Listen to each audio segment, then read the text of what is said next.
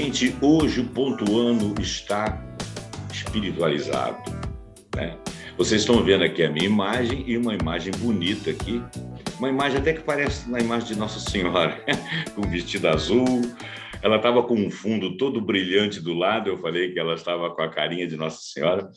Quem está aqui conosco para falar sobre cuidados paliativos, espiritualidade, experiências de final de vida, é a Thaís Oliveira. Eu vou dar um currículo breve dela aqui. Tudo bem, Thaís? Estamos aí.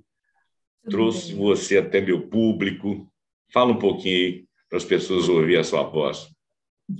Boa tarde, gente. Boa tarde a todos e a todas. É um prazer estar aqui com você, José. Espero poder contribuir de alguma forma. Bacana. Olha, a Thaís vai fazer uma palestra aqui para nós a respeito desses assuntos. Eu vou fazer uma leitura inicial só para poder introduzir, mas não vou tentar não explicar nada da pauta dela, porque quem tem competência para isso é ela. Então, eu vou pedir 1 minuto aí para a entrada da nossa vinheta e vou fazer a minha leitura.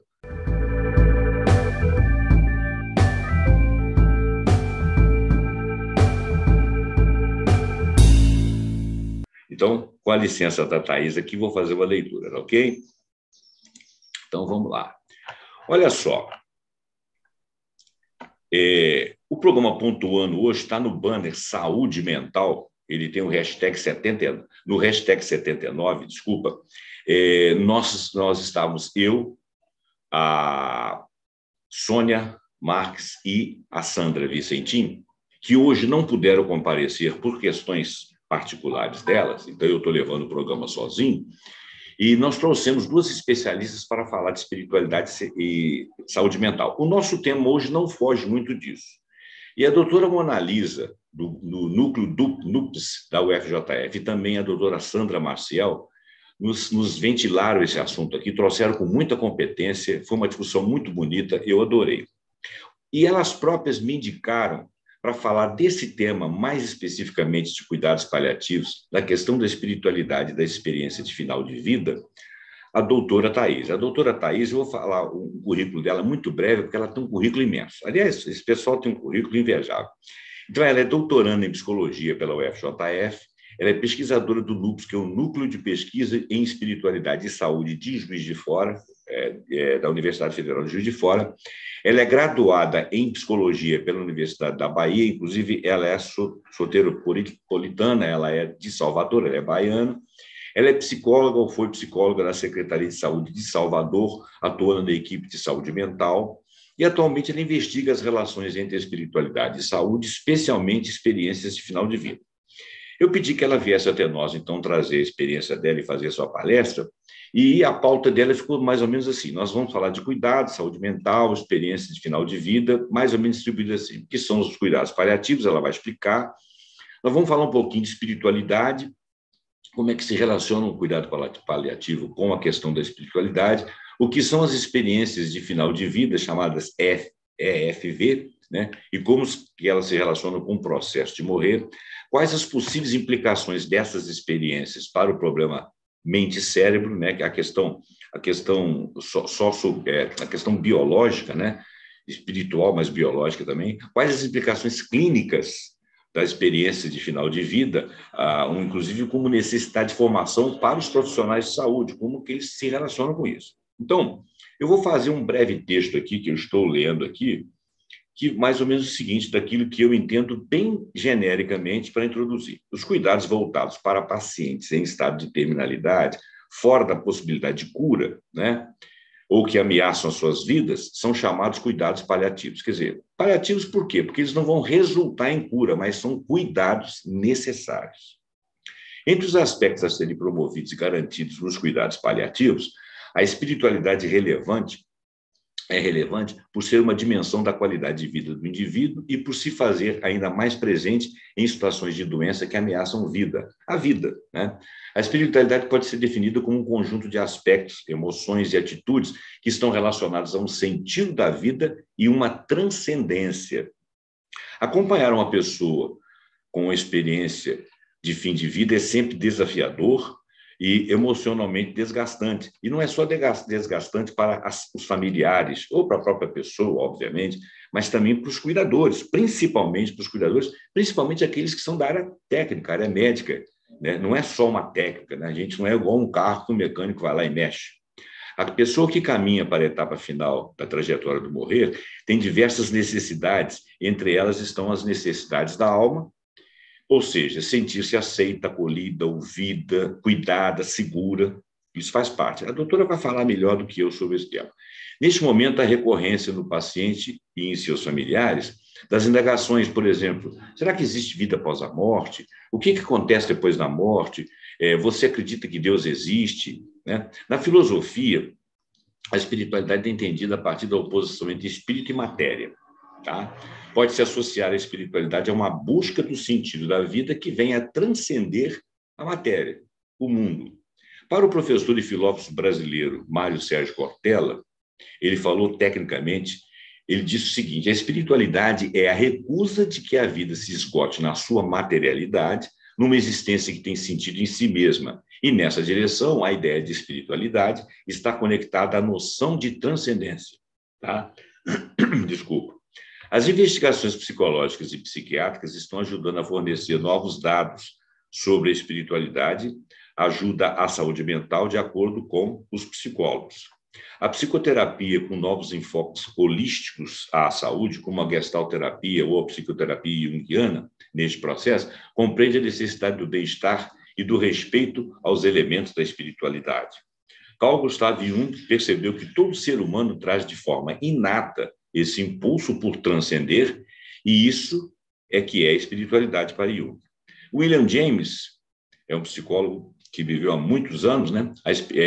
Diz ele que a experiência religiosa poderia levar a um estado de satisfação e contentamento, além de promover uma perspectiva mais alegre e otimista do mundo e do futuro. William James foi médico, psicólogo, filósofo, pesquisador, uma figura universal. É mais um exemplo de que a ciência e a espiritualidade podem caminhar juntos. Esse foi o trabalho dele. Os estudos que a doutora Thais vai apresentar aqui na palestra dela são experiências de final de vida, e nessas, as experiências de quase morte. Nem todo mundo que está em experiência de quase vida relata uma experiência de quase morte, mas a experiência de quase morte, ela evidencia que existe uma transcendência. O corpo clínico também está relacionado com isso. Embora o tema seja polêmico, alguns estudiosos têm debruçado sobre ele e tem alguns relatos de experiência quase morte, sensação de paz, desaparecimento de dor, desprendimento do corpo físico, sensação de flutuação, passar por um túnel, rever toda a vida e muitas outras coisas. Então, sem mais delongas, eu vou passar a palavra a Thais e vou deixá-la à vontade para caminhar sobre os seus temas. Tá bom, Thais? Desculpa se eu falei muito. Se você quiser se reapresentar. De forma nenhuma, Roberto. Hein? Eu agradeço. De forma nenhuma, eu agradeço. Eu acho que você trouxe questões importantes, inclusive para a gente pensar em algumas diferenças, né? Então, antes de eu começar, eu queria agradecer mesmo a você, as meninas, a Sandra, né, a Sônia, pela oportunidade, né, de compartilhar essa temática que é muito cara para mim, a nível pessoal e a nível profissional e acadêmico, e que eu venho estudando agora de forma mais aprofundada no doutorado. Né? Então, alegria para mim poder compartilhar sobre essas experiências, a gente buscar defini-las, conceituá-las e diferenciá-las de outras experiências espirituais também. Então, hoje nós estamos no terreno das experiências espirituais. A gente tem uma série de experiências espirituais relatadas na literatura. Né? Então, a gente tem experiências de quase morte, a gente tem experiências de final de vida que têm semelhanças e diferenças, que são essas que eu vou tratar mais detalhadamente. A gente tem as experiências místicas de contato com a natureza, de expansão da consciência.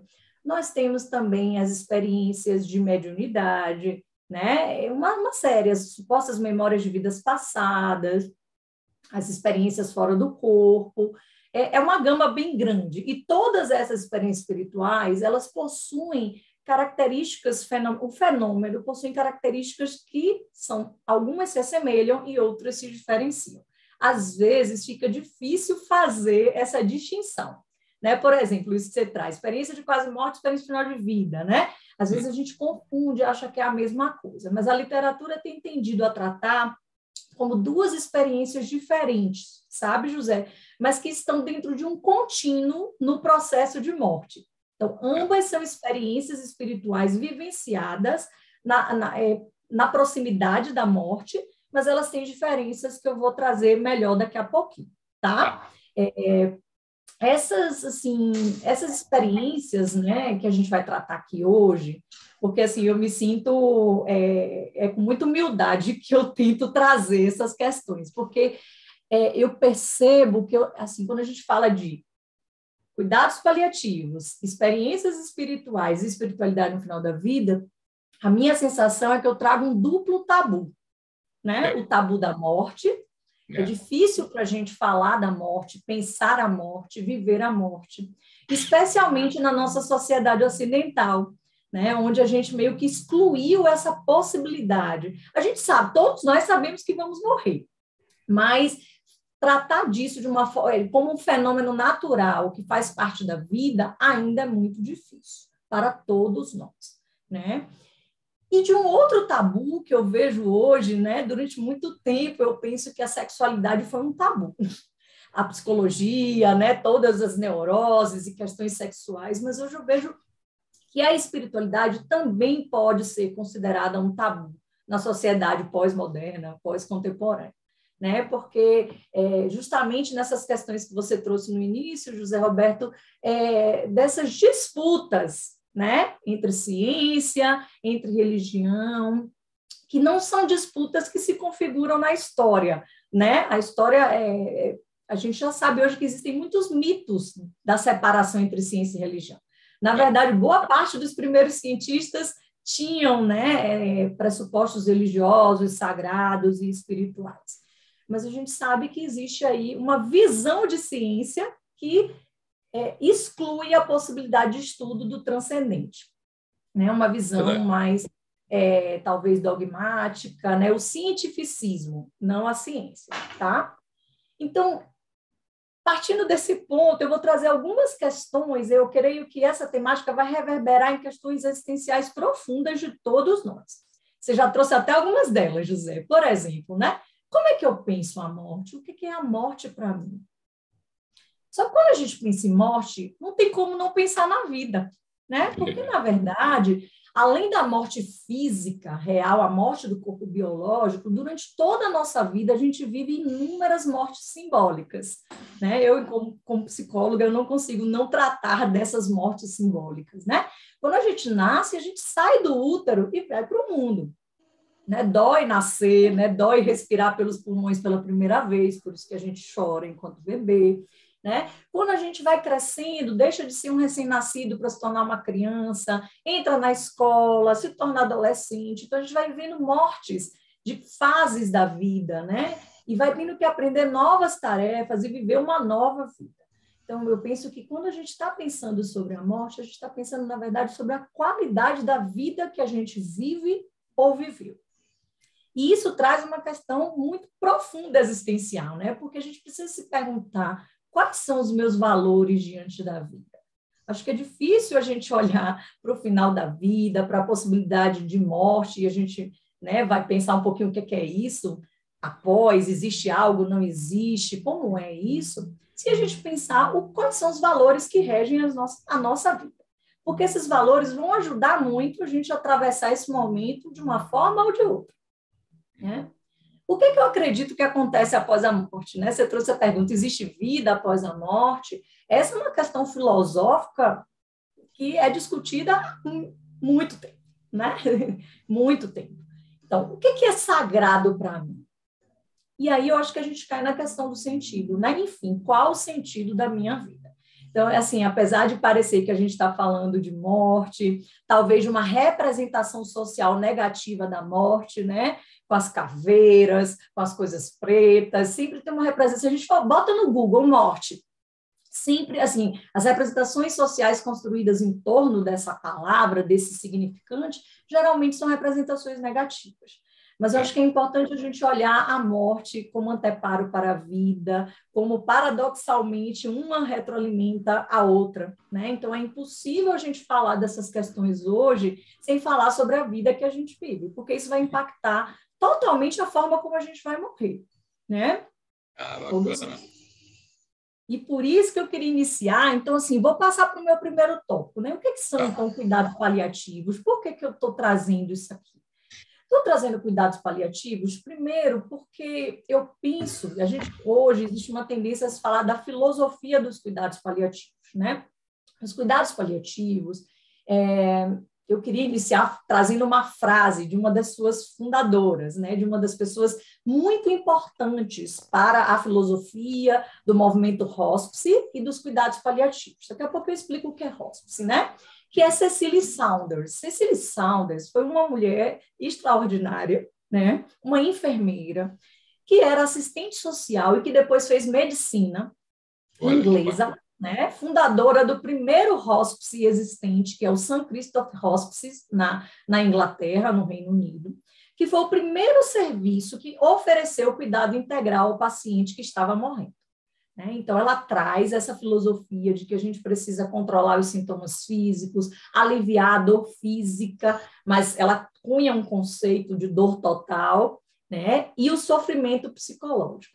E eu quero começar com essa frase de Cecily Saunders, porque eu acho que isso perpassa não só os cuidados paliativos, mas qualquer profissional de saúde que se presta a cuidar de pessoas em qualquer momento da vida. Porque a gente está falando do nascimento à morte, né? E Cecily diz, o sofrimento humano só é intolerável quando ninguém cuida. Eu acho essa frase, assim, é muito conhecida dela, mas eu acho uma frase de uma beleza e de uma delicadeza, né? Então, a gente pode, claro, a gente vai morrer de uma forma, pode ter dor física, pode ter sofrimento psíquico, mas se tem cuidado a essas dimensões, a pessoa tende a atravessar com melhor qualidade, né? Então, só é intolerável, só é impossível de se lidar quando a gente não tem cuidado. Mas para haver cuidado de qualidade, a gente precisa de profissionais treinados e qualificados para oferecer o cuidado dessa forma, né? Então, por isso que ela funda esse hospice, que na verdade é um nome que não tem tradução para o português, mas e vendo das antigas hospedarias na Idade Média, em que as pessoas doentes passavam e elas ficavam ali até se recuperarem e poderem voltar para a vida. Então, é um local de cuidado a pacientes em final de vida, em que se tem uma filosofia de cuidado integral à saúde. Então, essa Cecily Saunders, ela também cunha um conceito que é caro, muito caro aos cuidados paliativos, que é o conceito de dor total. O que é isso? Cecily Saunders diz, a dor vivenciada pelos pacientes que estão morrendo, ela possui múltiplas dimensões. Elementos físicos, mentais, sociais, emocionais e espirituais. Então, Cecily Saunders inclui nessa conceituação a espiritualidade como uma importante dimensão humana, que deve ser acolhida e cuidada, especialmente no momento de final de vida, né? Então, assim, percebe-se que esse princípio, né, envolvido nessa frase, ele é estruturante da lógica dos cuidados paliativos e da espiritualidade como uma importante dimensão desse cuidado. Então, assim, eu quis trazer o que é cuidados paliativos porque eu acho que é impossível dissociar, né, final de vida, espiritualidade e cuidados paliativos. É uma tríade que está conectada desde a sua origem, desde a sua conceituação, né? Então, e o que são mesmo esses cuidados paliativos? Né, José? O que é isso? Eu vou trazer duas definições. Uma da definição da Organização Mundial de Saúde, de 2002, em que ela diz que cuidados paliativos consistem em uma abordagem que tem como objetivo a promoção da qualidade de vida aos pacientes com doenças ameaçadoras da vida e ou potencialmente fatais, e também aos seus familiares. E vou trazer que eu considero uma vitória para nós brasileiros, né? Em 2018, nós tivemos aprovada a resolução número 41, que foi de 31 de outubro de 2018. É uma das primeiras resoluções que dispõe sobre as diretrizes para a organização dos cuidados paliativos à luz dos cuidados continuados integrados no âmbito do SUS, do Sistema Único de Saúde, né? Então, é uma resolução que começa a trazer Ainda estamos no papel, mas estamos caminhando. E se você for ver, apenas em 2018, então a gente tem 3 anos e pouquinho que essa resolução foi trazida, né, para organizar uma rede de cuidados públicos universais, né, segundo a lógica de funcionamento e princípios do SUS. E nessa resolução, eles definem cuidados paliativos como assistência promovida por uma equipe multidisciplinar, que objetiva a melhoria da qualidade de vida do paciente e de seus familiares diante de uma doença que ameace a vida, por meio da prevenção e alívio do sofrimento, da identificação precoce dessa doença ameaçadora da vida, de uma avaliação impecável e tratamento da dor e demais sintomas físicos, sociais, psicológicos e espirituais. Né? Então, eu acho que é muito importante a gente poder trazer, voltar essa conceituação para a gente entender que, especialmente nesse momento, a espiritualidade está envolvida, ela faz parte, né? E especialmente porque a gente ainda tem uma visão preconceituosa, José, e distorcida do que são cuidados paliativos. A gente ainda, e realmente no início dos cuidados paliativos talvez fosse isso, mas a gente foi avançando nessa conceituação. A gente não entende mais cuidados paliativos somente como cuidados em final de vida, para aquela pessoa que está morrendo. A gente entende hoje que os cuidados paliativos, eles precisam acontecer desde o diagnóstico de uma doença ameaçadora da vida. Por exemplo, às vezes a gente não entende, mas, por exemplo, um diagnóstico de Alzheimer, um diagnóstico de Parkinson, tanta gente tem Parkinson e vive bem, né? Mas o Parkinson, toda doença tem uma história natural da doença. Ela vai evoluir de uma certa forma. Em algum momento, ela vai levar à morte, né? Tem doenças, porque tem toda uma história. Tem doenças que fazem, leva à morte rapidamente. Tem doenças que são crônicas, que são a maior parte das doenças que a gente conhece, que vive, né? Que são as doenças crônicas não transmissíveis, as doenças cardiovasculares, o câncer, a diabetes. Eles têm uma história natural. E hoje a gente preconiza que os cuidados paliativos, eles precisam se iniciar ao mesmo tempo que o tratamento curativo.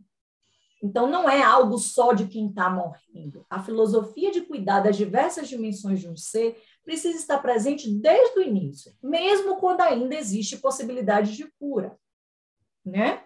Por isso que a gente remonta ao início, ao significado etimológico de paliativos. Paliativo deriva de pallium, que significa manto, cobertor, manto que acolhe, né? Que protege, que minimiza o sofrimento, que impede a gente, né, das tormentas, dos ventos, que protege em relação às doenças ameaçadoras da vida. Então, a gente não vai fazer só isso quando a pessoa está lá no final de vida morrendo. Essa é uma lógica que tem mudado e que poucas pessoas ainda estão... poucas pessoas conhecem os cuidados paliativos e ainda quando conhece, entende os cuidados paliativos apenas como cuidado de final de vida. E muitas vezes tem uma noção distorcida de que é gambiarra. Cuidado paliativo é quando eu não tenho nada o que fazer e o paciente já, na verdade, é um cuidado extremamente complexo, um cuidado que é eminentemente, eu diria, interdisciplinar, porque se a gente vai cuidar das diversas dimensões do ser, a gente não pode contar apenas com médicos, enfermeiros, nem psicólogos, a gente vai ter que contar com uma equipe, talvez um capelão, talvez um fisioterapeuta, um assistente social, para cuidar dessa dor total, dessas diversas dimensões desse ser, né? Me dá só um minutinho. Então, quer dizer que quando eu falei no início que ele é paliativo porque ele não consegue a cura, mas ele ajuda, eu emiti um conceito errado, que eu peguei etimologicamente pelo o significado usual do paliativo, né? E a doutora aqui deu um outro conceito. A palios é o manto. Então, cuidados paliativos são sempre cuidados extremados com relação a uma pessoa que está com uma doença muito grave, né? E que pode vir a morrer. Já que eu fiz uma intervenção, eu não quero te atrapalhar, eu queria só fazer uma colocação. Eu estava conversando com uma moça no instituto aqui, perto aqui da minha casa, que você deve conhecer, e é uma senhora, uma mulher bonita, o marido dela estava perto, os filhos e tal. E nós estávamos conversando e estava atrasando um pouco a consulta do médico, e ela tem uma doença, eu vou evitar de falar o nome aqui, senão ela vai me localizar, eu não gostaria. Acho chato ficar falando dos outros.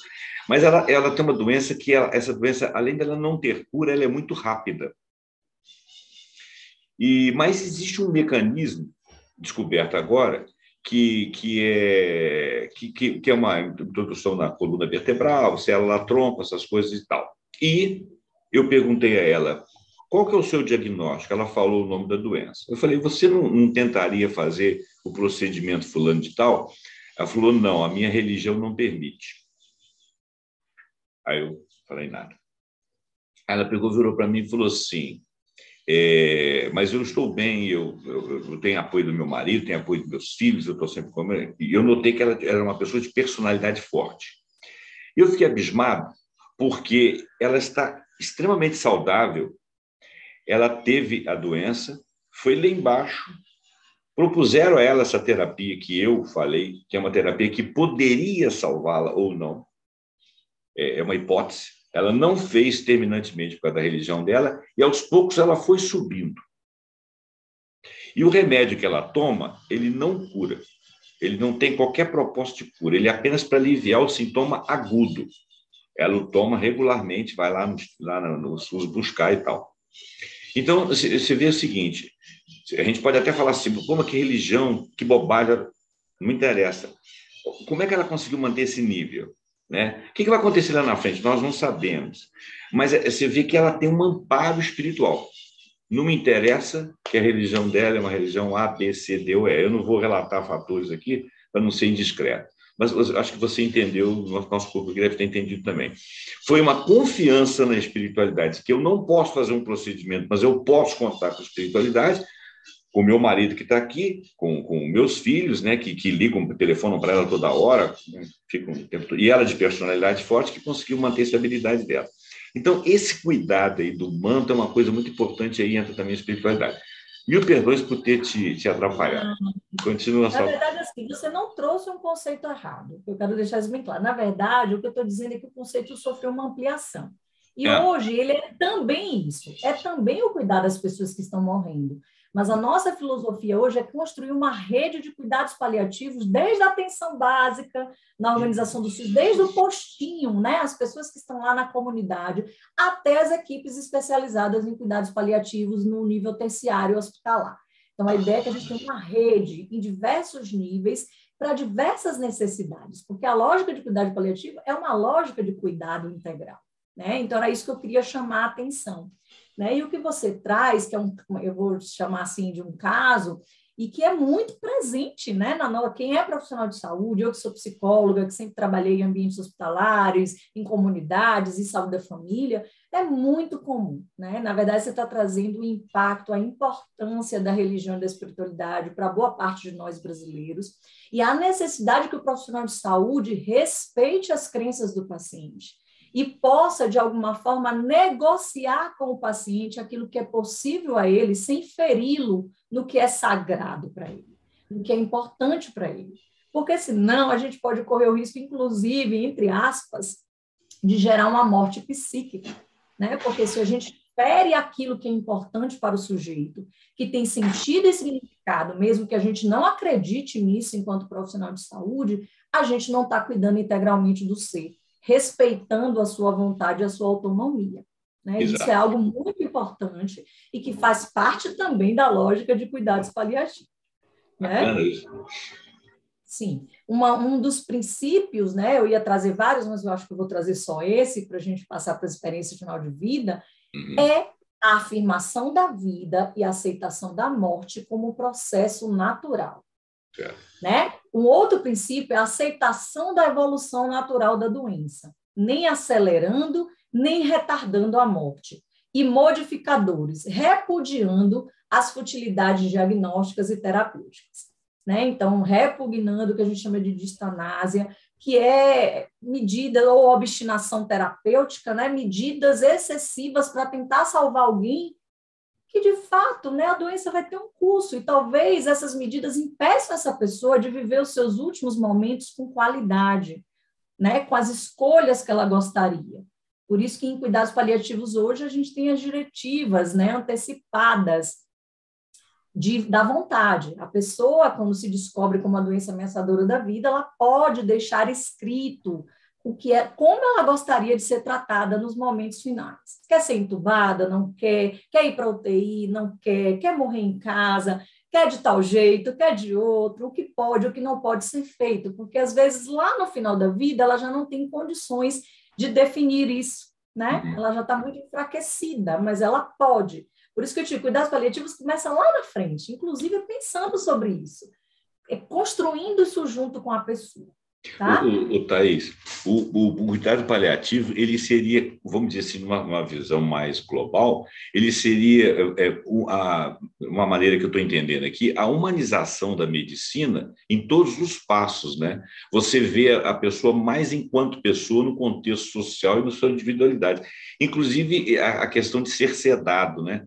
Existe uma discussão aí, quando que vai ser sedado, se, de repente, o paciente ele não está em condições, num determinado momento, de dizer que quer ser sedado. Essa sua colocação é muito bacana, no momento em que ele ainda tem resposta, para saber se ele vai querer ser sedado, né? Teve um caso, inclusive, aí da Covid, aí, que o rapaz falou, né, que eu não quero ser sedado, não quero ser entubado, não quero ser isso, aquilo, se for o caso, eu fico assim. Aí, quando ele, num determinado momento, chegaram para ele, e aí, ele falou, não, eu quero ser entubado e, por favor, eu quero ser sedado. Por quê? Porque ele chegou no limiar dele. Então, naquele momento, ele preferia deixar-se ao cuidado de terceiros, porque a questão de você ser sedado, ser entubado, essas coisas, é que se daí para frente você perde o controle, né? Mas se a dor for muito forte, de repente você prefere ficar na mão de terceiros. Mas você precisa de ter essa segurança, essa confiança que você está na mão de alguém. E eu agora estou entendendo melhor isso que você está falando de cuidados paliativos. Eu não tinha entendido o suficiente, agora sim. Prossiga, por favor. Que bom. Então, diante dessa lógica de cuidados paliativos, diante do envelhecimento populacional, né, crescente, do aumento contínuo das mortes por doenças crônicas não transmissíveis, como eu trouxe, o câncer, as doenças cardiovasculares, tem crescido mundialmente o interesse e o compromisso de países, primeiro, em prevenir e controlar essas doenças, né, mas também uma preocupação com a qualidade de morte do processo de morrer das pessoas que são acometidas por essas doenças. Então, nesse sentido, as experiências de final de vida, né, elas parecem ter um impacto muito importante na qualidade do processo de morrer para todas as pessoas que estão envolvidas. Então, a gente vai entendendo que dentro da lógica de cuidados paliativos, dentro, né, do nosso processo de vida, do rápido envelhecimento populacional, urge uma necessidade de que a gente possa compreender melhor e estudar cientificamente essas experiências. Né? E o que são essas experiências? Na verdade, as experiências de final de vida, eu considero como se fosse um termo guarda-chuva. José, o que é isso? É um termo que abarca uma série de experiências que ocorrem no momento, no contexto do processo de morrer. Né? Então, elas descrevem um amplo conjunto de experiências que são vivenciadas, tanto por pacientes, familiares, quanto por profissionais de saúde. A gente tem relatos na literatura de que poucas horas, dias ou até semanas antes da morte, pacientes relatavam experiências como ter visto, eles diziam, eu estou vendo, são relatos, ou sonhado com familiares e amigos falecidos, ou figuras religiosas importantes diante da crença daquele sujeito, que enviavam mensagens para esse sujeito e os convidavam a fazer a transição para a morte. O que a gente chama na literatura, né, traduzindo, de visões e sonhos de leito de morte, ou fenômeno de leito de morte, ou alucinações próximos à morte, hallucination near death. Né?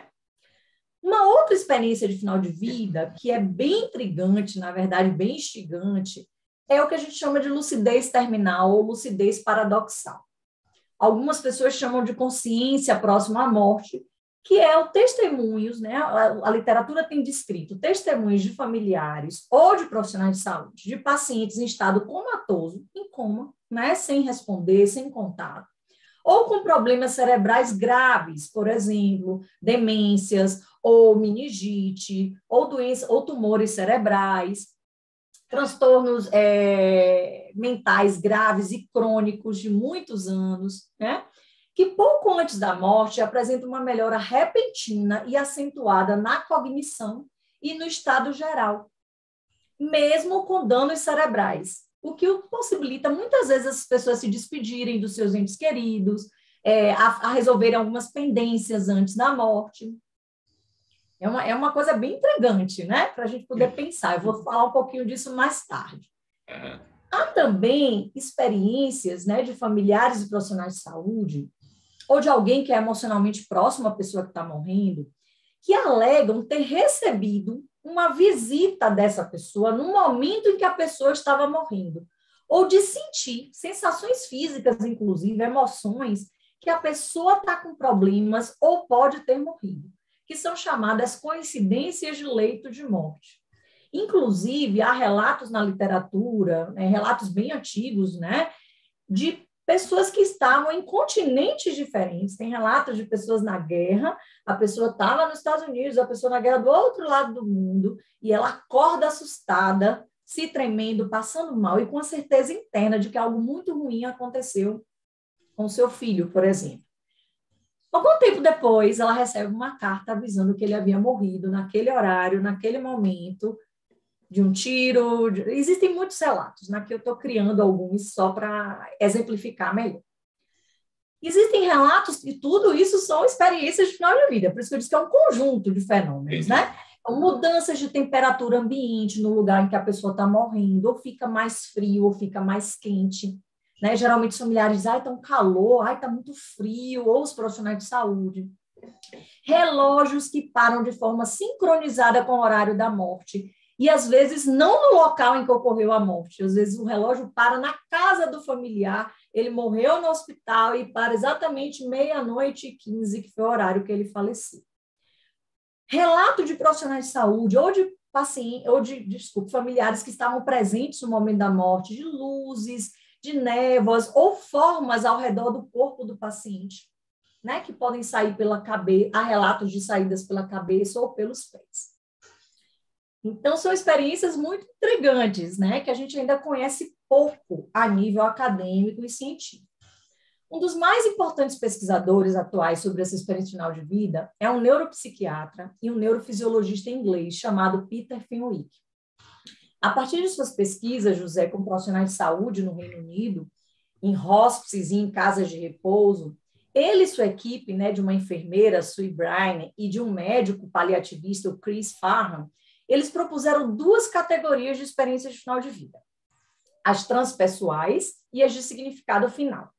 As transpessoais são essas vivências transcendentes que parecem antever a morte, porque geralmente, quando essas pessoas começam a dizer que está vendo o familiar, ou começam a ter essas experiências de transitar para outras realidades, eu estou vendo um jardim, aqui é lindo, tem muita luz. Existem diversos relatos de diversas fontes, mas geralmente de ambientes bonitos, com muito amor, eles trazem preenchidos de amor, de paz. Elas morrem em pouco tempo, né?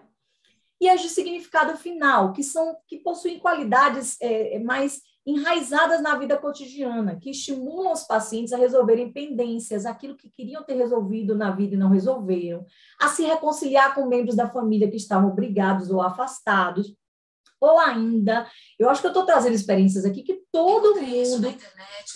Desculpe.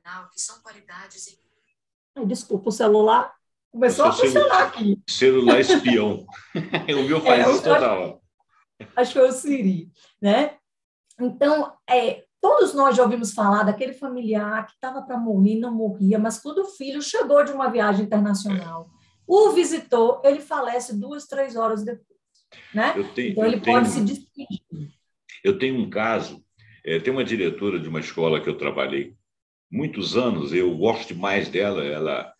Como professora, ela me educou como professor, não como aluna, ela me educou como professor. E ela é uma pessoa sensacional. E ela falou comigo uma vez, ela é uma pessoa muito prática, uma mulher muito robusta, uma mulher muito determinada. Em alguns momentos ela é até um pouco ríspida, porque ela te dá respostas precisas e às vezes você até se sente agredido. Ela é muito boa de disciplina e tal. Um espetáculo, adoro.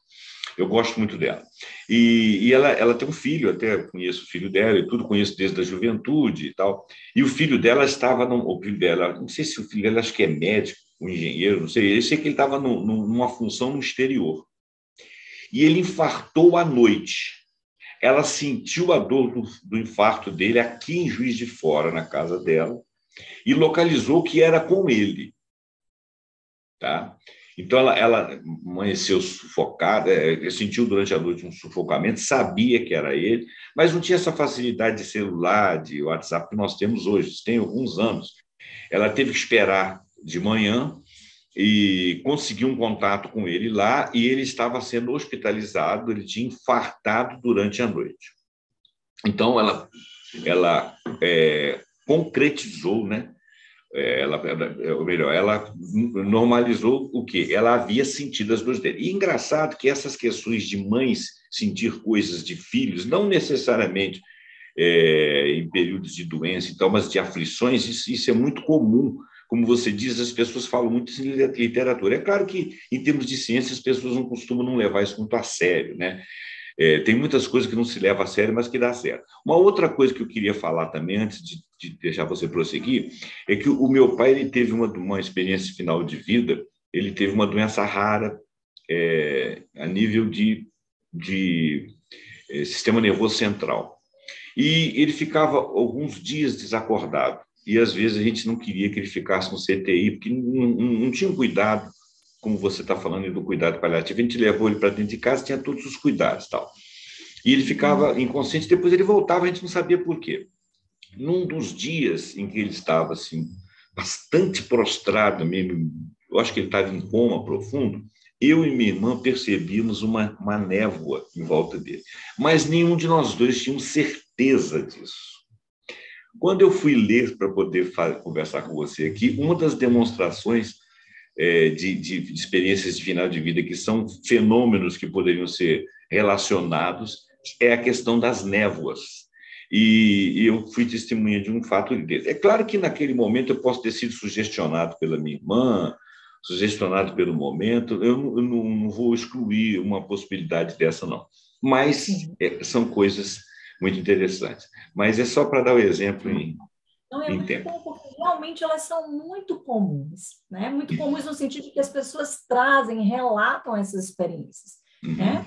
E há relato das experiências, só para você ter noção, José, vivenciadas por pessoas de todos os gêneros, idades, status socioeconômico, diferentes profissões, diferentes doenças e causas de morte, diferentes locais de morte, no domicílio, no hospital, no hospice, diferentes crenças religiosas e espirituais, em diversas culturas ao longo da história e na literatura.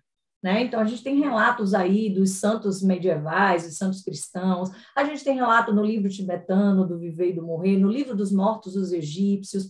Então, são experiências que são relatadas há muito tempo. Mas apenas nos séculos XIX e nos séculos XX, começaram a ter algumas tentativas de estudos mais sistemáticos dessas experiências. E esses estudos, eu não vou me aprofundar nisso, mas eu acho importante trazer, foram iniciadas pelos importantes pesquisadores psíquicos, né, da Sociedade de Estudos Psíquicos de Londres, né, a SPR, Society of Psycho Research, né, então, que lançaram um livro importante em 1886, chamado The Phantoms of the Living, que é Os Fantasmas dos Vivos, né, que ele dizia que as pessoas que estavam morrendo tinham essas visões, eles chamam isso de aparições.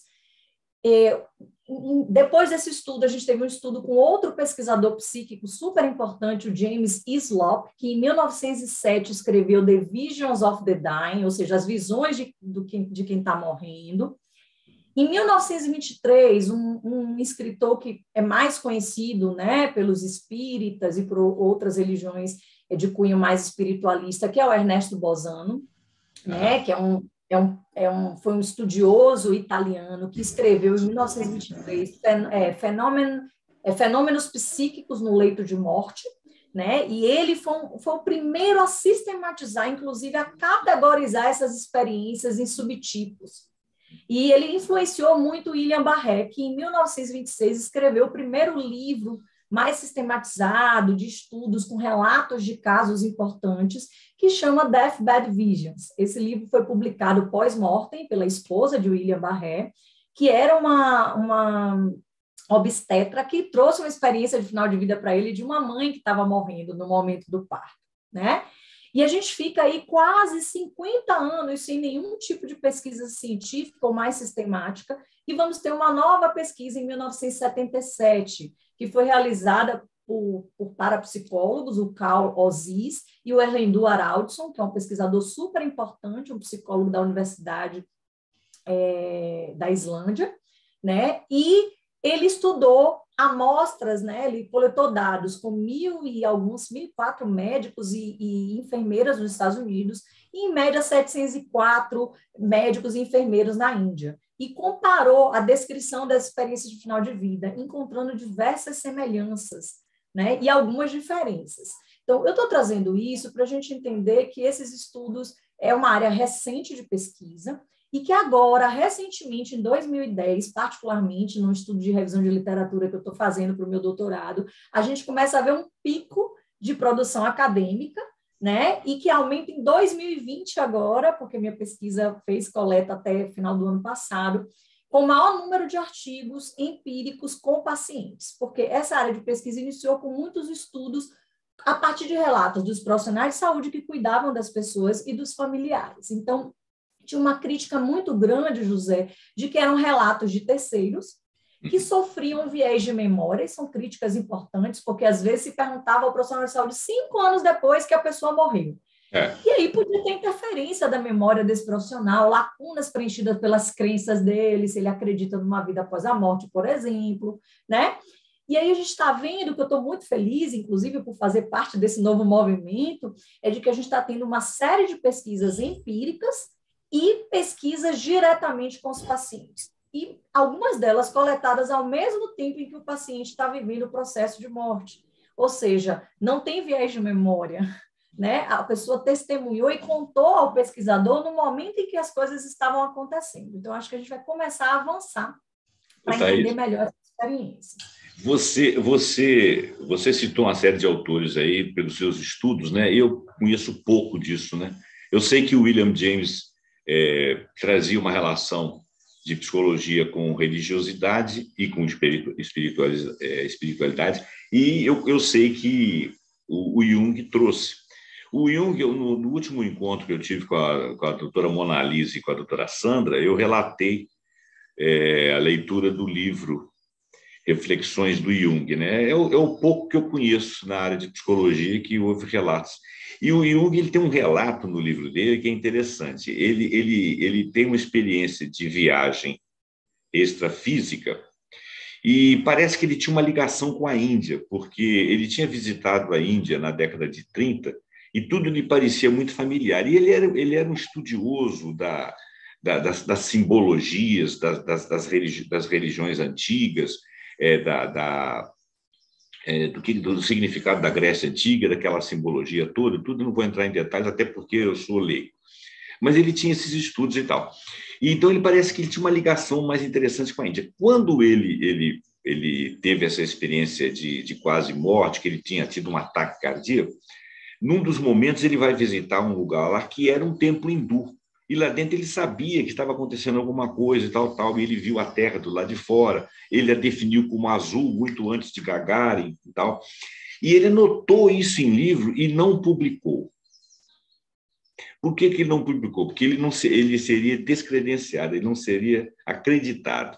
Então ele fez o trabalho dele, considerando que a espiritualidade que ele passou a conhecer, e nós vamos aceitar que ele teve uma experiência que ela é verdadeira, e depois ele escreveu esse livro. E uma coisa interessante é que ele diz que o médico dele veio até ele na sua formação original, deve ser o espírito, né? Nós vamos traduzir como espírito, e conversando com ele, não explicou para ele aquilo que estava acontecendo. E ele falou assim que ele ficou chateado com o médico, porque ele viu que o médico ia embora antes dele.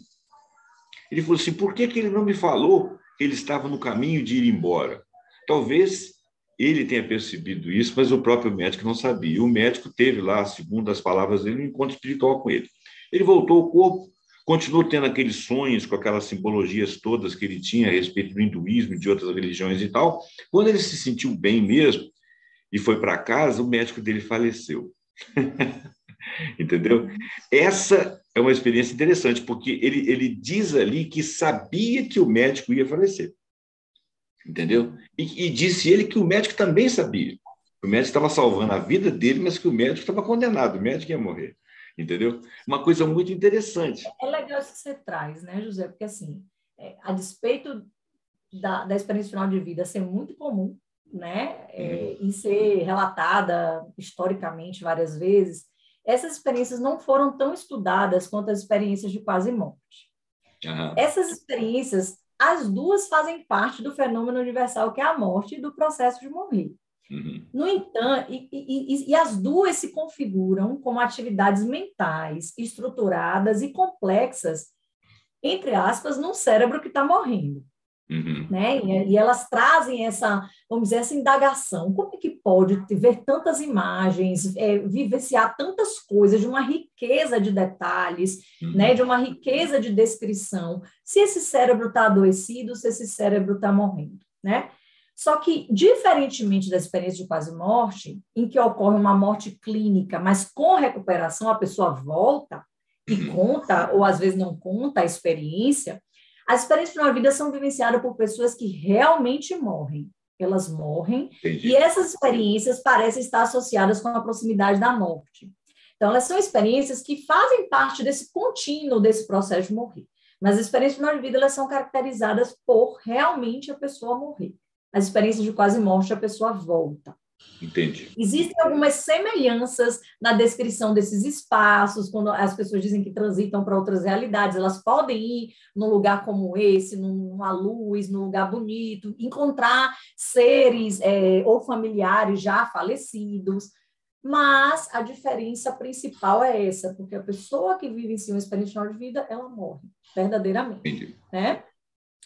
E assim, mas da mesma forma que o EQM, as experiências final de vida também são descritas como profundamente reconfortantes e tranquilizadoras, tanto para a pessoa que está morrendo, quanto para os seus familiares. Inclusive, já existem estudos atualmente que fazem uma correlação, os estudos da equipe de Christopher Kerr, nos Estados Unidos, do Hospice, do Buffalo Hospice, né, que eles fizeram uma avaliação de familiares em luto, de pacientes que tiveram experiência de final de vida e de pacientes que não tiveram experiência de final de vida. Fizeram análises estatísticas e perceberam uma correlação significativa, né? Que os pacientes que familiares de pacientes que tiveram experiência de final de vida tinham uma melhor elaboração do luto, menos sofrimento psíquico após a morte do familiar, né?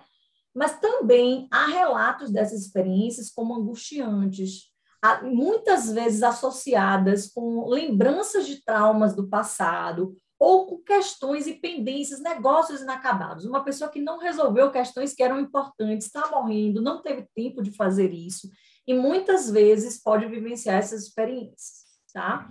E assim, uma coisa que eu acho que é muito importante, que agora a gente vai passar para o último tópico, eu vou tentar ser breve por conta do nosso tempo, mas assim, apesar do reconhecimento de que essas experiências, aí eu estou falando a nível acadêmico e científico, são significativas do ponto de vista existencial e psicológico, as comunidades científicas, especialmente as comunidades médicas e psicológicas, elas habitualmente têm desvalorizado essas experiências, descartando essas experiências como alucinações ou como delírio induzido pelas medicações ou pelo quadro clínico instável do paciente que está morrendo.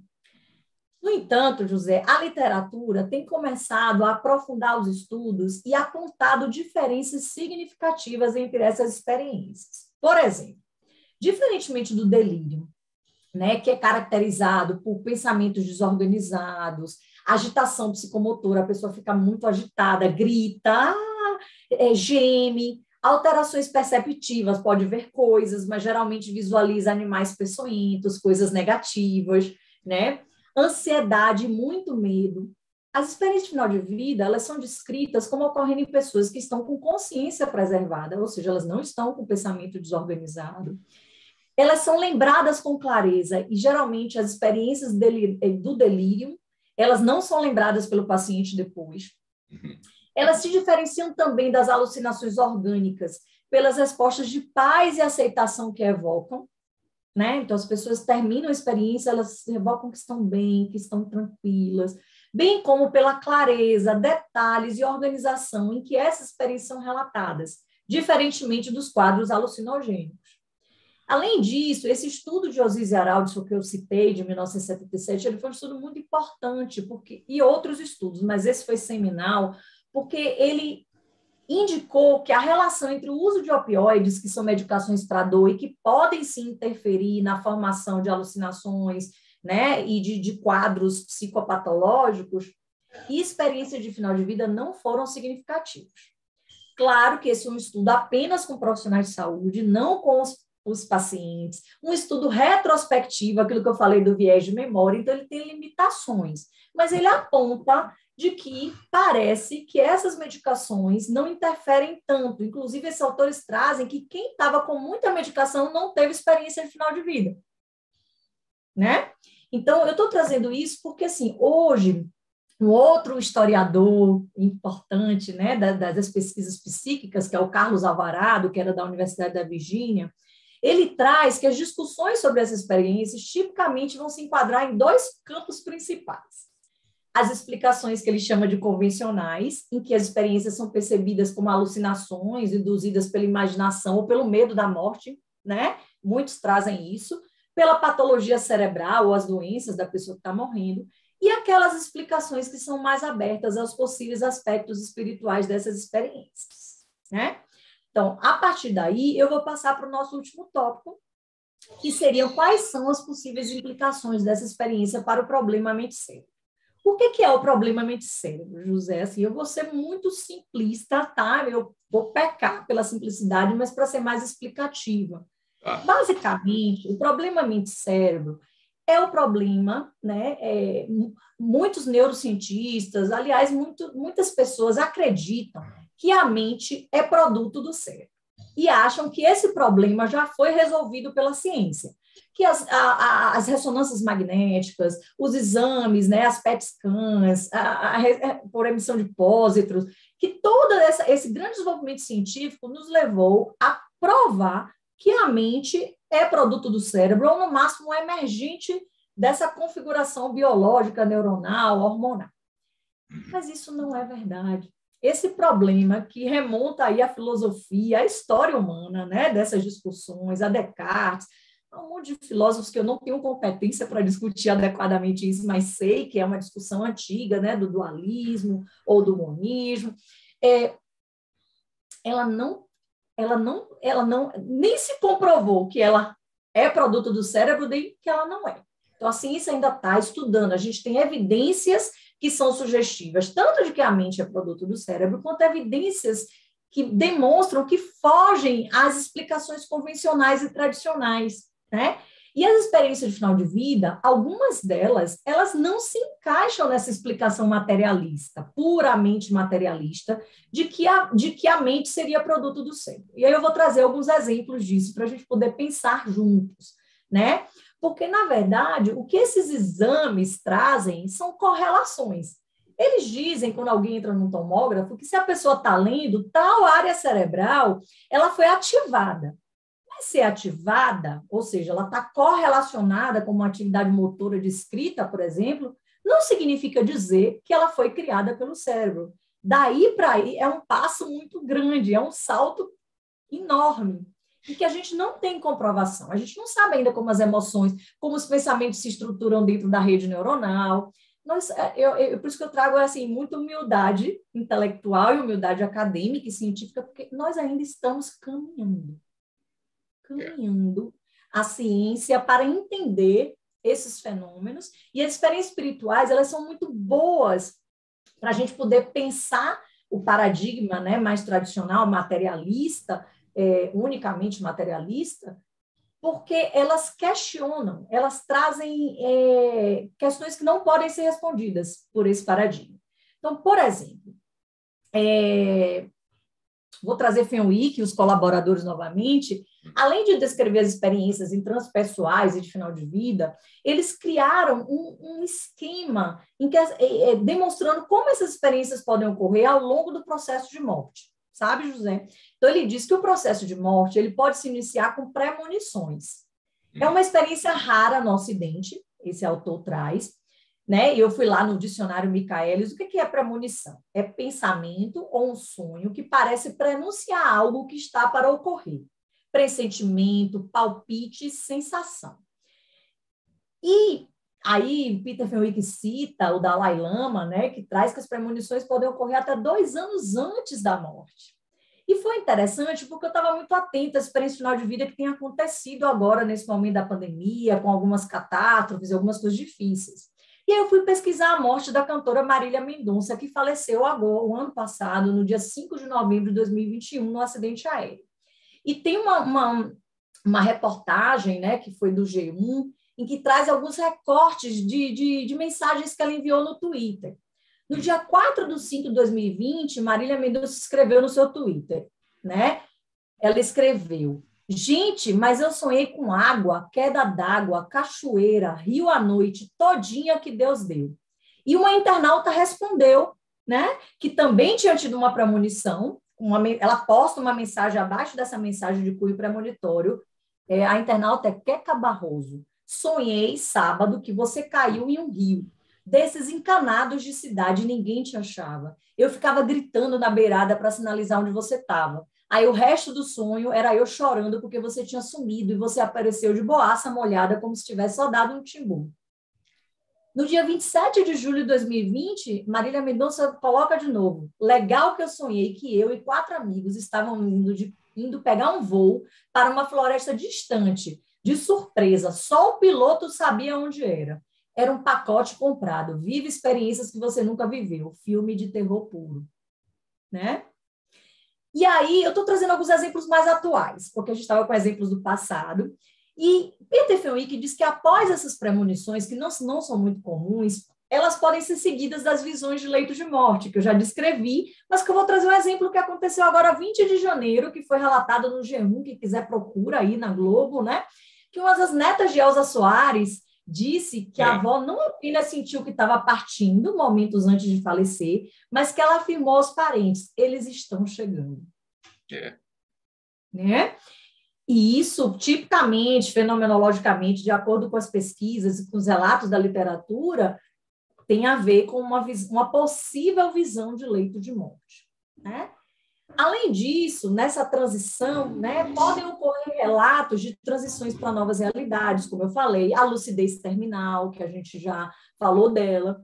Há, por exemplo, relatos de pacientes com demências que não reconheciam seus familiares há anos, mas que, antes de morrer, tiveram um retorno inesperado da clareza e da memória mentais, mantendo-se momentaneamente lúcidos e reconhecendo seus familiares. E aí, Peter Fenwick, todas as experiências são antes do processo de morrer propriamente dito. No momento da morte, ele vai citar as coincidências de leito de morte, né? E aí eu vou trazer essa experiência mais nova, que foi da filha do piloto, da morte, né? De Marília Mendonça, da queda do avião, que a fonte foi o UOL, né? Vocês podem pesquisar. O título é Marília Mendonça, : filha de piloto diz que teve papo espiritual com o pai.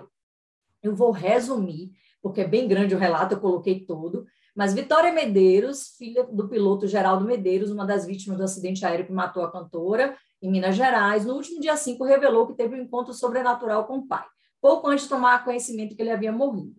Em entrevista, ela disse que, quando soube do acidente, ela enviou mensagem para o celular do pai. Ao não obter resposta, foi meditar para manter a calma. Durante a meditação, Geraldo foi ao seu encontro e explicou que ele estava bem. Medeiros disse que sabia que não encontraria resposta nas notícias veiculadas na imprensa. E como o resgate ainda estava sendo realizado, sabia que só a voz de Deus poderia me consolar. No que fechei o olho, eu ouvi assim: oi, Vi, eu estou bem. E eu tinha acabado de mandar uma mensagem para o meu pai falando: pelo amor de Deus, me diz que o senhor está bem, relatou. Ao ouvir a voz do pai, Vitória explica que abriu os olhos com muito espanto. Tipo assim, como assim meu pai me respondeu? Como assim eu ouvi meu pai agora? Muito espanto. E aí eu voltei para o celular e tomei forças para voltar a meditar, entrar em contato espiritual. São falas da filha, né?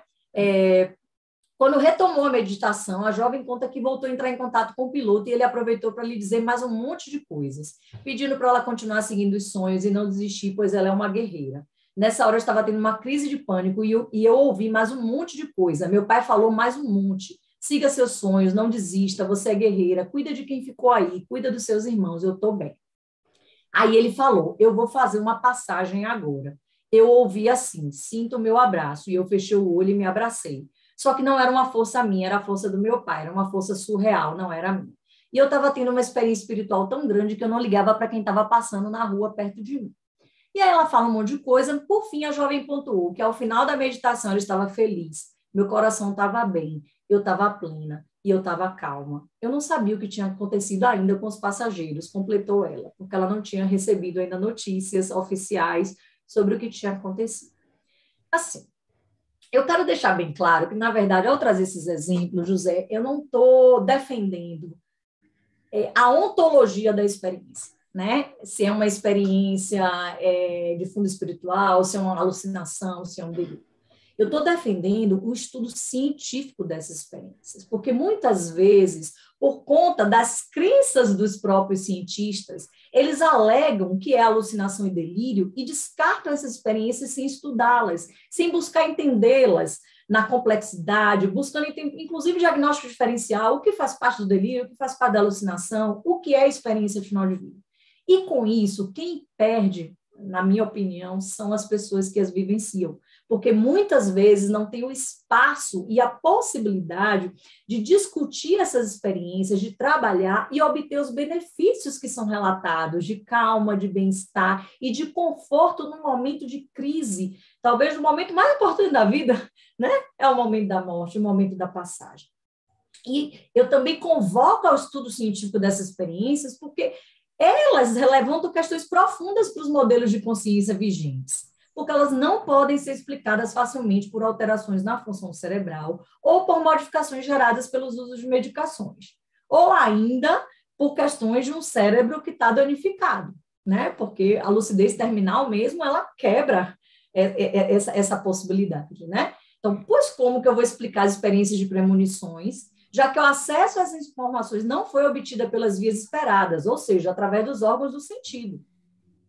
Da mesma forma, como explicar o relato de uma visão de um parente falecido no momento da morte, que as pessoas definem, dizem que foi uma experiência muito profunda, que inclusive relembram anos depois, assim, né, o familiar que vivenciou e testemunhou disse que aquela experiência marcou a vida.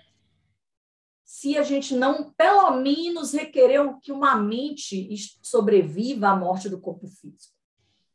Como explicar também a lucidez terminal e o aumento da atividade cerebral em pessoas com danos cerebrais? E com danos bem estabelecidos, porque demência e Alzheimer, cientificamente, os danos cerebrais são bem claros, né? Da mesma forma, como explicar as coincidências de leito de morte, né? Já que, assim, a explicação da pura coincidência, ela se mostra improvável. Por quê? Pela quantidade e qualidade das informações. Olha o relato que eu acabei de ler. É muita informação para alguém ser mera coincidência ou acessar essas informações de uma outra forma. Eu tenho um exemplo em família de uma coisa que todo mundo sempre levou na galhofa. Eu tenho um tio, ele é solteiro. Eu digo que tenho porque eu sou espiritualista e acredito que ele ainda exista. Então, esse meu tio, irmão da minha mãe, ele era uma pessoa assim, muito tranquila, muito espiritualizada, e que não tinha assim, muita relação assim, com a matéria. Ele era um cara assim, que vivia de uma maneira muito alternativa, e ele era viajante, representante que viajava. Então, em janeiro de 1983, ele falou assim, ele tinha uma viagem para fazer no sul do país. Ele tinha muitos amigos lá, porque ele viajava sempre para aquela região, e ele foi despedido de todo mundo, dizendo, olha, daqui a um mês eu vou morrer. Então, eu estou despedindo de vocês, porque eu gosto muito de vocês. Aí deu presente para um, deu presente para outro, e fez não sei o quê, e chegou aqui na nossa cidade, aqui em Juiz de Fora, chegou a ideia, esse papo de que ele estava despedindo de todo mundo, e todo mundo, nós aqui começamos a rir, porque ele era muito engraçado, muito gozador e tal.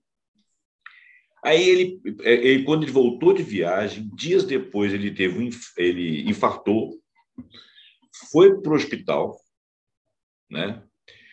Foi para o CTI, ficou inconsciente. No dia da morte dele, ele voltou, olhou para os lados, despediu de todo mundo dentro do CTI e morreu. essa data da morte dele contava exatamente um mês da data da viagem em que ele foi despedido de todo mundo. E ele tinha falado que ia morrer dali um mês. Então, é uma coincidência? Tá, é uma coincidência. Ele teve alguma premonição? Né? O fato é que essas coisas não podem ser, como você disse, porque a ciência não consegue fazer o duplo cego, né? Repetir a experiência. Elas não podem. Eu acho que a ciência, em alguns momentos, ela é cega porque ela é falha em conseguir comprovar com outras formas de confirmação dados. Então, eu acho que você simplesmente descrer ou ficar tentando provar que aquilo não é verdade, eu acho que é muito desgastante. Eu tenho lido isso em vários lugares aí e colhido muitas experiências pessoais, particulares de pessoas que eu convivo.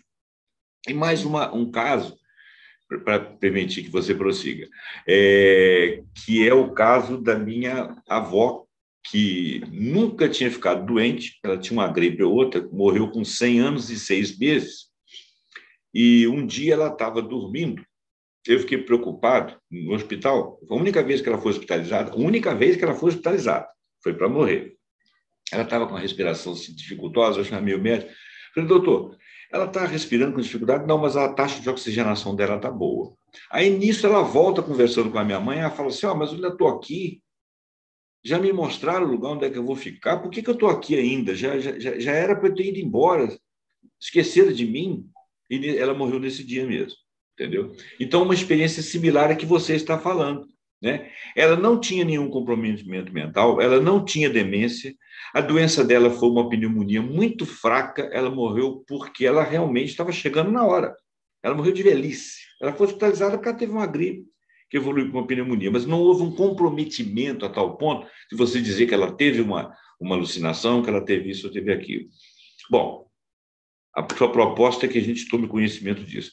Prossegue aí, nós já estamos quase no nosso tempo. Eu acho legal os exemplos que você está trazendo, pessoais, inclusive, José, porque é isso, diante da prevalência, ou seja, do número de casos já relatados, né? Os estudos, inclusive com pacientes que se iniciaram mais a partir de 2010, a prevalência era de 88% no estudo de Christoph Kerr, de pacientes que relataram pelo menos uma experiência de final de vida, enquanto a prevalência com profissionais de saúde e com familiares ficava em média de 36% a 40% das amostras, né? São diferentes amostras, mas entenda, olha que talvez as experiências sejam ainda maiores quando a gente conversa com quem realmente as vivencia, né? Enquanto elas são vivenciadas.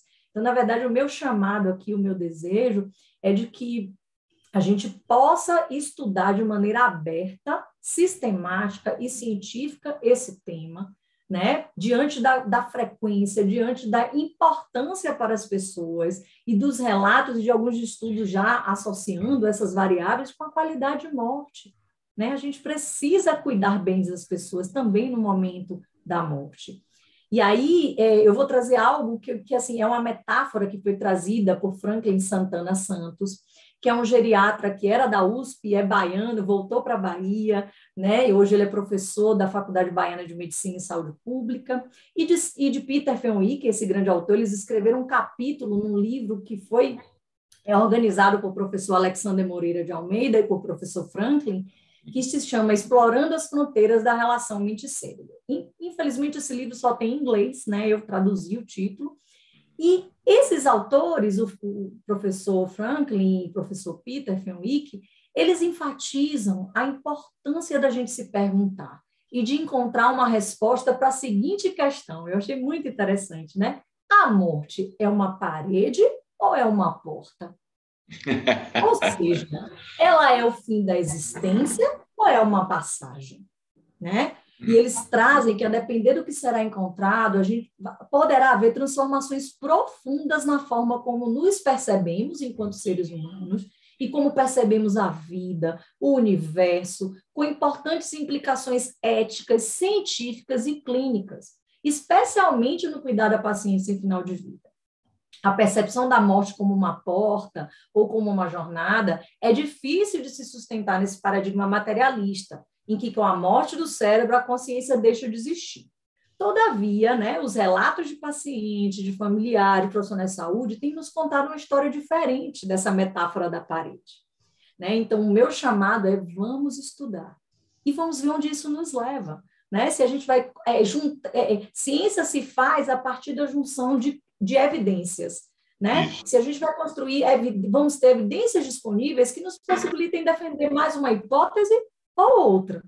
Né? Vamos ver o que vai acontecer. O que eu acho temerário é que a gente deixe de estudar por preconceito ou por acreditar que é falácia ou crendice ou qualquer outra coisa, ou disfunção psicológica, e porque a gente vai deixar de servir as pessoas, né? E de cuidar delas adequadamente em todas as suas dimensões. E aí, né, eu vou para a nossa última parte de quais são as implicações clínicas e a necessidade de formação do profissional, José, porque, assim, alguns estudos têm demonstrado que os pacientes ficam receosos em compartilhar essas experiências com os profissionais de saúde. Eles têm medo de serem ridicularizados ou de serem considerados loucos. E que quando eles compartilham, olha que interessante, eles preferem compartilhar com enfermeiros e não com os médicos, porque parece que eles se sentem mais à vontade com os enfermeiros.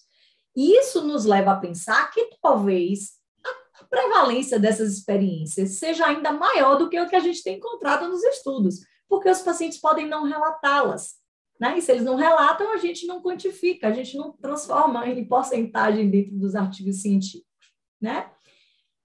Então, da mesma forma que tem uma implicação acadêmica e científica de necessidade de estudar mais, a gente tem uma implicação clínica e formativa, porque é urgente a necessidade de educar os profissionais de saúde para o manejo clínico adequado das experiências espirituais no final da vida, né? Ajudando primeiro a esses profissionais reconhecerem e se conscientizarem de que as experiências existem, elas são relatadas por inúmeras pessoas em diversos lugares do mundo e têm algumas características que parecem ser universais, aprendendo também, né, a diagnosticar essa experiência, a perceber a experiência e distinguir a experiência de delírio ou alucinação orgânica, porque se ele medica, ele pode tamponar a possibilidade desse paciente vivenciar essa experiência que traria conforto para o momento da morte, que faz parte do momento do processo de morrer.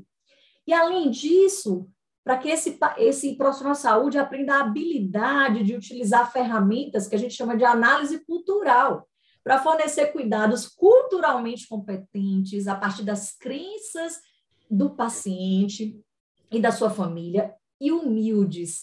Eu gosto muito dessa percepção, respeitando as experiências, as crenças e os sentimentos dos pacientes e familiares que vivenciam a experiência, mesmo que sejam crenças diferentes do próprio profissional de saúde, mesmo que ele nem tenha crenças religiosas ou espirituais, né? Entendi. E isso é uma necessidade urgente porque a gente precisa se comprometer com o cuidado às pessoas que a gente se coloca, né? Isso ia honrar, ia fazer com que a tomada de decisão no final da vida fosse centrada no paciente e permitindo um espaço para que boas mortes aconteçam, né? O que você está dizendo, mais ou menos, desculpa te cortar outra vez, é o seguinte: independente da crença do corpo médico, da pessoa que está ligado, ou até do cuidador familiar, da crença com relação à questão da morte, da questão espiritualidade, ou até da religiosidade, independente disso, você está convidando o profissional de saúde a fazer uma imersão no mundo de vivência daquele indivíduo para que ele tenha conforto, não é isso? Não é o momento que você vai discutir ponto de vista com ele, ele está tendo uma alucinação, não tem um espírito, a mãe dele não veio visitá-lo aqui no momento da morte. Isso não interessa, se isso dá conforto a ele, vamos respeitar a condição dele. Agora, a ciência pode vir... Desculpe, muitas vezes até acalmar os familiares, porque às vezes os familiares, quando vem o paciente vivenciando uma experiência como essa, ficam assustados, ficam amedrontados, ele está piorando, ele está enlouquecendo, ele está vendo coisas. E às vezes quando você diz, olha, se o paciente tem aquelas características todas que eu descrevi, né? Porque pode sim ser delírio e alucinação. Inclusive, na minha pesquisa de doutorado, já coletando dados com pacientes, alguns pacientes me geraram dúvida, porque eu sinto, e eu estou estudando ainda um pouco, que eles vivenciaram as duas coisas ao mesmo tempo. Delírio e experiência espiritual. Mas aí é um refinamento que eu ainda não tenho condições, porque Ainda estou começando a estudar, mas espero que a gente consiga encontrar diretrizes, parâmetros que nos ajudem a diferenciar essas experiências, ou então em perceber quando elas vêm juntas. Porque eu acho que é muito possível, né? A vida é muito complexa. Nada garante que uma pessoa tem só uma coisa ou só tem outra, né? Isso abre, inclusive, uma visão daquelas pessoas que têm experiências que seriam consideradas paranormais por alguns analistas e que seriam disfunções psiquiátricas da funcionamento do cérebro por psiquiatras, que é o caso, por exemplo, dos esquizofrênicos, né? Eu, como espiritualista, tive a oportunidade de fazer leituras, naturalmente que elas não são científicas, mas não, pelo menos não nesse plano, de que algumas pessoas que padeciam de esquizofrenia, de fato, elas tinham realmente, de fato, conteúdos de mediunidade.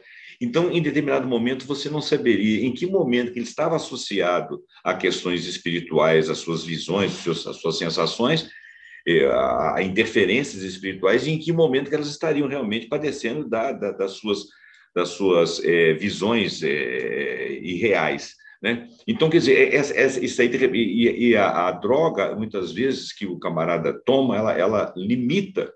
Então ele parou de ter essas visões, mas ela limitou somente essas visões, não teria um conteúdo espiritual. Que diferença isso faz? Eu sinceramente não sei. Mas, assim, para que a gente não confunda uma coisa com a outra, todo mundo que está com uma demência, que está com esquizofrenia, que está com um ataque de qualquer, ele tem necessariamente uma doença só física, ele não poderia ter componentes espirituais, esses componentes espirituais não poderiam ser trabalhados, entendidos também. Eu estou falando do corpo da pessoa de uma maneira mais geral. Mas eu não quero interromper. Nós estamos já passando um pouco do nosso tempo, e se você quiser... Na verdade, o que você traz, José, eu acho que é importante, né? Eu acho que é uma escuta clínica. Eu acho que fazer anamnese, sabe? Coletar a história espiritual desse paciente. A gente precisa ensinar os profissionais de saúde a fazerem isso, a estarem abertos e empáticos, a escutarem a experiência e, a partir daí, poderem, quem sabe, né? A gente já tem diretrizes, como Sandra trouxe no programa que ela participou, que já ajudam a diferenciar, mas ainda precisamos avançar no refinamento dessas diretrizes, no entendimento dessas experiências e das situações limites em que as duas experiências estão acontecendo. Então, acho que a gente ainda tem muito o que avançar. E por isso eu vou terminar com uma frase de professor Alexander Moreira e de professor Franklin Santos, desse mesmo livro que eu já citei, né, Explorando as Fronteiras da Relação Mente-Cérebro, porque eu acho que é uma frase que tem tudo a ver com o que a gente está falando e que eu acho que é um chamado, né, a todos que desejam estudar essa temática ou que se interessam pelo estudo acadêmico e científico dela. Eles dizem: vivemos um momento emocionante. Se reconhecermos humildemente nosso conhecimento muito limitado sobre a consciência e, ao mesmo tempo, enfrentarmos o problema mente-cérebro com ousadia, rigor e criatividade, nós, como seres humanos, podemos marchar para uma compreensão mais profunda da nossa própria natureza. Este é, sem dúvida, um empreendimento difícil e desafiador. No entanto, é definitivamente um caminho que vale a pena trilhar. Muito obrigada. Pois é, olha só, linda o seu final aí, foi maravilhoso. É claro que você está aqui participando, você internauta está aqui participando da palestra da doutora e das minhas interferências leigas aqui, mas você está vendo dois espiritualistas. Eu tive a oportunidade de falar em off com a doutora que eu tenho experiências espirituais que me garantem a existência da espiritualidade. A mim, pessoalmente. Eu não posso, infelizmente, passá-la para você, para vocês, mas eu as tenho e sei que são verdadeiras. Isso me dá uma segurança muito grande, me dá uma confiança muito grande. Claro que temer o fim da vida todos tememos. A gente não quer acabar. Parece que existe a parede e não a porta, né? Mas eu confio que existe uma porta, né? E confio que, dependendo da qualidade de vida que você tiver numa determinada instância da sua vida, é preferível você abrir a porta e ir embora, se for uma condição natural do seu organismo. Não devemos prender a pessoa aqui. Tem uma última experiência que eu queria relatar na qualidade de espiritualista, à doutora e ao internauta, que é o seguinte: chegou um doutor Meu pai estava no CTI 4 meses. Chegou um doutor para mim e falou assim: José Roberto, você, a sua mãe e a sua irmã estão prendendo seu pai aqui. Eu falei: como assim, doutor? Não, porque vocês são extremamente ocupados dele, você fica aqui o dia inteiro, você traz não sei o quê, a sua irmã, sua mãe, tal. E vocês precisam de permitir que seu pai parta. Eu falei: tá bom. Aí eu desci as escadas do CTI, tinha uma capela, embora eu seja espírita, espiritualista, mas tinha uma capela. Para mim, qualquer lugar é lugar de oração. Eu fui nessa capela dessa instituição, né, do hospital, e fiz uma oração como se estivesse conversando com meu pai e disse o seguinte: pai, se você quiser ir embora, vai. Essa condição que está aí não presta para nada. E liguei para minha mãe, para minha irmã, e falei: olha, eu estou rezando aqui para permitir que meu pai parta. E eu gostaria que vocês rezassem também. Minha mãe e minha irmã entenderam, rezaram, fizeram oração e tal. Isso era 5 horas da tarde e ele morreu no dia seguinte, 10 horas da manhã. Ele desligou das máquinas. Entendeu? As máquinas continuaram funcionando e ele desligou das máquinas. Ah, é uma coincidência. Ah, o médico estava avisando para você que ele ia desligar as máquinas. Creiam no que quiserem crer. De qualquer maneira, eu fiz uma oração porque acreditava que realmente eu estava em condição de conversar com ele. Agora, a dimensão espiritual na vida do ser humano, a vida da gente só encontra sentido se você tiver uma dimensão espiritual de continuidade. E isso aí não é para nos deixar assim, consolados porque você vai chegar no momento da morte, não.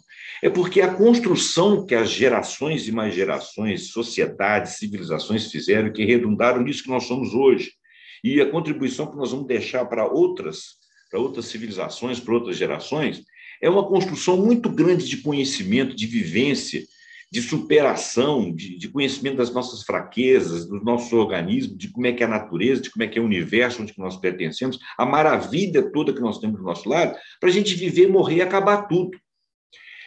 É muita coisa para o desperdício do acabar. Tá certo? Então, eu acho que crer que exista uma dimensão espiritual e que ela possa nos consolar e dotar os profissionais de saúde imbuídos dessa provável e possível realidade é importante para o momento da passagem. No meu caso, eu não preciso de consolo porque eu creio que continuarei. Mas eu sei que muitos aqui pensam diferente de mim e de repente, se forem do corpo médico, sigam os conselhos da doutora Thais, que é uma estudiosa, uma moça jovem ainda, e que já tem muito conhecimento e muito conteúdo. E não é um conteúdo apenas de crença, é um conteúdo de ciência, né? Então, eu vou agradecer a presença aqui da doutora Thais. A ideia nossa foi exatamente colocar tudo o que ela falou para você refletir das várias áreas. Vou pedir para ela falar suas palavras finais para a gente poder terminar o programa. Diz aí o seu final. Agradecer, José Roberto, pela oportunidade, né? A gente fica muito feliz. Eu falo nós, né? A equipe do NUPES, do Núcleo de Pesquisa em Espiritualidade e Saúde da UFJF, em poder compartilhar, né? O nosso conhecimento que a gente vem produzindo, né? Porque o nosso objetivo é ampliar, né, a ciência, levar conhecimento científico de ponta e de qualidade, de forma fácil, para que as pessoas apreendam e possam ser capazes, né, de desenvolver pensamento crítico, desenvolver crítica diante das informações que elas recebem. Então, eu agradeço muito a oportunidade de poder trazer um pouco do meu trabalho, de poder trazer um pouco do que a gente vem construindo juntos, né? E espero, no futuro, poder trazer resultados mais robustos da minha pesquisa empírica mesmo, com os pacientes em cuidados paliativos no Brasil, né? Sobre a experiência final de vida aqui com esses pacientes. Obrigada. Olha só, gente, então, nós temos muito a agradecer à doutora, né? Com o seu conhecimento, essa palestra que ela fez. Eu vou terminar o programa porque eu estou tomando muito tempo dela e ela, como uma pessoa dadivosa, ela vai ficar aqui falando e contando todas as experiências. Eu já vi algumas palestras dela lá E nesse Instituto NUPES, NUPES da UFJF, tem várias palestras dela e palestras de outros. Vale a pena você ver. Se você, por acaso, pura e simplesmente não acreditar, considere apenas o seguinte: na experiência de final de vida, a pessoa precisa de ser compreendida e acolhida, independente do que você creia, o que vale é a existência daquele indivíduo naquela situação. Seja você do corpo médico, seja você uma pessoa da saúde. E vamos abrir a nossa mente para outras coisas. Nós chegamos num momento da humanidade que nós temos muito conhecimento, muito, mas talvez não tenhamos os conhecimentos essenciais, que seja a preservação da vida, a preocupação com o outro e a capacidade de cuidar. Cuidados paliativos é o cuidado que faz o manto, que deveria ser para todas toda a medicina, não apenas nas experiências finais, mas para toda a medicina, porque toda pessoa que tem algum problema na vida, ele precisa de cuidado, o olhar dos outros dói menos quando a gente está acompanhado. Então, muito obrigado, doutora. Ela vai voltar aqui outras vezes, assim como a Mona Lisa, a dona Mona Lisa e a doutora Sandra. Qualquer dia nós vamos fazer uma equipe das três aí falando e vamos ver as novidades que aparecer. Gente, então, olha, muito obrigado. Até o próximo programa e com uma ideia muito interessante que possa aparecer por aí. Até o próximo Pontuando. Tchau.